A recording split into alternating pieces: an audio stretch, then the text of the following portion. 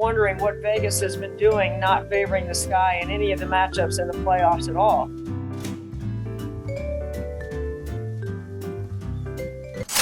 The Chicago Sky are finally favored in Game 3 of the WNBA Finals. They are a 3-point favorite. Debbie, you going with the Sky or the Mercury? I got the Sky, guys. Wondering what Vegas has been doing, not favoring the Sky in any of the matchups in the playoffs at all. They're playing very well. I think the overtime game was an exception. Once it got to overtime, you sort of felt like the home court took over for Phoenix and a lot of other confluence of things happening. But, to me, it's the same thing. They're still getting open shots. They're moving the ball well. They're putting Diana Taurasi and Brittney Griner in ball screen action, and they're finding success doing that. I still think they're not able to stop Chicago. I like Chicago. I'll give the points tonight. Playing at home, I think this is Candace Parker's night. Well, I'm going to be at the game tonight, and I'm going to be rooting against my own pick here, but I am going with Phoenix. This line swung 7.5, almost 8 points to some sports books. I just think that's too much for home court. This year, home court wasn't really a big factor, and actually road teams have outscored home teams in the playoffs, and especially Phoenix. We know how well they played on the road and how poorly they played at home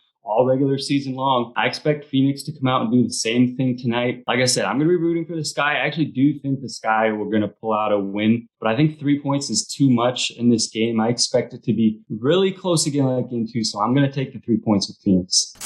Caesars has set the point total at 167 points. Calvin, you going over or under? I'm going to take the over again on this one. I know that overtime bailed me out in the over on the last one, and that would have gone under if we didn't get there. I'm still going with the over. Like Debbie said, I still don't think Phoenix can stop Chicago. And then on the other end, Phoenix really kind of found something down the stretch there with Skylar Diggins-Smith breaking them down off the dribble. I think BG stepped up and had a big game, and she's going to step up again, maybe even more so in game 3. I don't think Chicago has a great answer for her. They have been willing to double her, throw different looks at her, obviously, because Phoenix doesn't have a lot of those shooters around her outside of, Taurasi and maybe SDS. But I do think that Phoenix is going to get going as well. So I'm taking the over on 167. Guys, I know this is going to be a shocker for you, but I would have had the under in the last game if it didn't go to overtime. And here's what I think. When you get to this sort of situation, the game shrinks a little bit. I do think there's going to be cleanup by the officials and some of the play off the ball. I do expect there to be a lot of free throws. I think the game is going to slow down. And because of that, a lesser number of possessions, believe it or not. I'm going to take the under on this one. Think that,